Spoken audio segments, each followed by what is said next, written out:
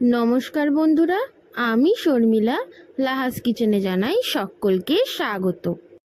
আজকে আমি আপনাদের জন্য নিয়ে এসেছি এগ কড়াই ফ্রাই বা মশালা এগ ফ্রাইয়ের একটি দারুণ রেসিপি।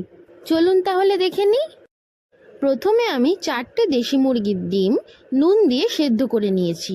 এরপর আমি ডিমটাকে খোসা ছাড়িয়ে মাঝখান বরাবর 2 পিস করে কেটে নিয়েছি। মনে রাখবেন কুসুমটা যেন না বেরিয়ে যায়। এরপর আমি কড়াইতে সর্ষের তেল গরম করে একে একে ডিমগুলো এপিট ওপিট করে খুব ভালো করে ভেজে নেব।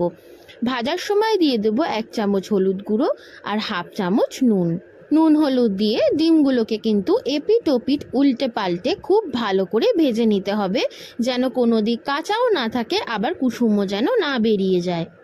ডিমগুলো কিন্তু আমার প্রপারভাবে ভাজা হয়ে গেছে। এরপর আমি কড়াই থেকে ডিমগুলো একে একে ভেজে তুলে নিচ্ছি। দেখুন, ঠিক এই রকমভাবে কিন্তু ডিমগুলো ভেজে নিতে হবে। এরপরেই ডিম ভাজার তেলেই আমি একটা গোটা বড় পেঁয়াজ স্কোয়ারভাবে কেটে নিয়েছি এবং একটা গোটা টমেটো আমি ছোট ছোট করে পিস করে পেঁয়াজের সাথে দিয়ে দিয়েছি। টমেটো আর পেঁয়াজটা ফ্রাই হয়ে গেলে আমি 11 গ্রাম আদা ও রসুন বাটা এর মধ্যে দিয়ে দেব। এরপর আমি দিয়ে দেব 1 চামচ জিরের গুঁড়ো, 1 চামচ ধনের গুঁড়ো, 1 চামচ কাশ্মীরি লাল লঙ্কার গুঁড়ো আর 1 চামচ হলুদ গুঁড়ো। দিয়ে দেব সামান্য পরিমাণে জল দেওয়ার পর সব গুঁড়ো মশলাগুলোকে কিন্তু ফ্রাই করে নিতে হবে। এইবার দিয়ে দেব পরিমাণ মতো 1 চামচ পরিমাণ নুন দেওয়ার পর গ্রেভিটা একটু মাখো মাখো হয়ে গেলে আমি দিয়ে দেব চপড ধনে পাতা দেওয়ার পর আমি সামান্য একটু জল দিয়েছি। জল দেওয়ার পর একে একে ডিমগুলো আমি উল্টো দিক করে গ্রেভির মধ্যে দিয়ে দিচ্ছি।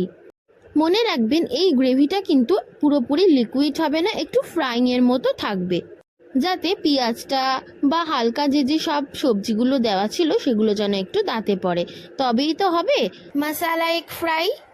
মশলাগুলো যাতে প্রপার কুক হয় সেগুলো কিন্তু খুন্তির সাহায্যে খুব ভালো করে দেখে নিতে হবে। ব্যাস, এইভাবেই কিন্তু রেডি হয়ে গেল আজকের আমার দারুণ রেসিপি মশালা এগ ফ্রাই। যেহেতু আমি এই রেসিপিটা কড়াইতে করেছি সেই জন্য কিন্তু এর নাম কড়াই মশালা এগ ফ্রাইও দেওয়া যেতে পারে। এটা যদি আপনারা তাওয়াতে করতেন তাহলেই কিন্তু হয়ে যেত এগ তাওয়া ফ্রাই। আজকের আমার এই রেসিপি এগ কড়াই ফ্রাই বা মশালা এগ ফ্রাইয়ের রেসিপি কেমন লাগলো অবশ্যই কিন্তু আমাকে বাড়িতে রান্না করে কমেন্টস করে আমাকে জানাবেন। আর ভিডিওটা ভালো লাগলে কিন্তু অবশ্যই ভিডিওটা লাইক কমেন্ট শেয়ার করতে একদম ভুলবেন না। এইরকমই আরও টেস্টি আর ডিলিশিয়াস রান্না দেখার জন্য কিন্তু অবশ্যই সাবস্ক্রাইব করে নিতে হবে লাহাস কিচেন চ্যানেলকে। সাবস্ক্রাইব করা কিন্তু ভীষণ সোজা, চলে যেতে হবে ইউটিউবে আর সার্চ করে নিতে হবে লাহাস কিচেন চ্যানেলকে।